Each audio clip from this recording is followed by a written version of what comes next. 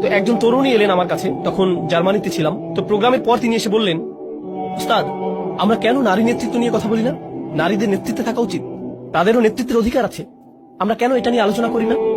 আমি তাকে বললাম, তুমি আমার মেয়ের বয়সী, তাই আমি তোমার সাথে আমার মেয়ের মতো করেই কথা বলবো, ঠিক আছে? সে বলল, হ্যাঁ ঠিক আছে। তখন আমি বললাম, তুমি নিশ্চিত তো কোনো সমস্যা নেই? আমি কিন্তু নিজের মেয়েকে যেভাবে বলি সেভাবে বলবো। সে বলল, হ্যাঁ বলুন। তো আমি বললাম, আচ্ছা, আমি পুরো পৃথিবীতে এমন মহিলাদের চিনি যারা নিজেরা নেতৃত্বে আছেন। আমি $multi-million কোম্পানি চালাই এমন মহিলাদেরও চিনি। 10,000 কর্মচারী আছে এমন মহিলাকেও চিনি। এমন মহিলাকেও চিনি যিনি বিশ্বজুড়ে শত হাজার মানুষের খাবারের ব্যবস্থা করেন, হাসপাতাল চালান এমন মহিলা চিনি। সরকারে আছেন এমন মহিলাদেরও চিনি। বিশ্বে এমন এমন মহিলাদের আমি চিনি। আর জানো, তাদের সবার মধ্যে কমন বিষয় ঠিকই, তারা কখনোই নেতৃত্ব নিয়ে কথা বলেন না, শুধু কাজ করে যান। তো এখন এই উপদেশ সমস্ত পুরুষ মহিলাদের প্রতি, আপনি কিছু বলতে চান নাকি কিছু করতে চান?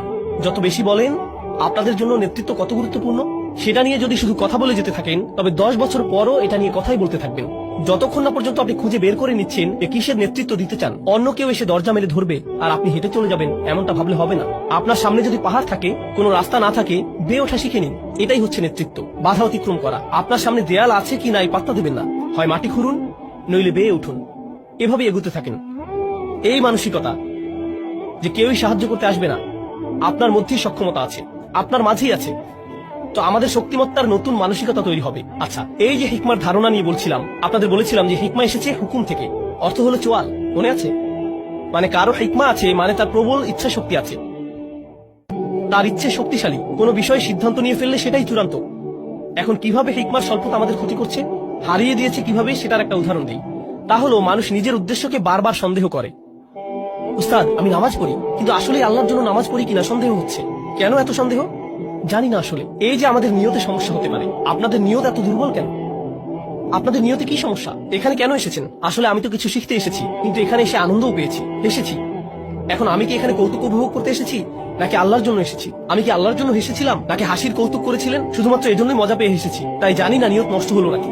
আরে ভাই চুপ, নিজেকে আর নির্যাতন করবেন না, ইচ্ছে শক্তিটা একটু বাড়ান। কি করছেন সেটা নিয়ে স্পষ্ট আছেন তো? একবার নিজের কাছে স্পষ্ট হলে বারবার সন্দেহ করা বাদ দিন। ইসলামে আমরা এভাবে ওসিডি ডেভেলপ করে ফেলেছি, সারাক্ষণ নিজের নিয়ত বিশুদ্ধ আছে কিনা তা নিয়ে সন্দেহ করি। তাছাড়া শুনে রাখুন, নিয়ত বিশুদ্ধ না হলে সেটা আপনি টের পাবেন, খুব ভালো করেই টের পাবেন। বারবার নিজেকে প্রশ্ন করতে হবে না, নিয়ত ঠিক আছে তো? এমন করা লাগবে না আপনার, নিজেই বুঝে যাবেন, বুঝতে পারবেন কোনো একটা সমস্যা হয়েছে।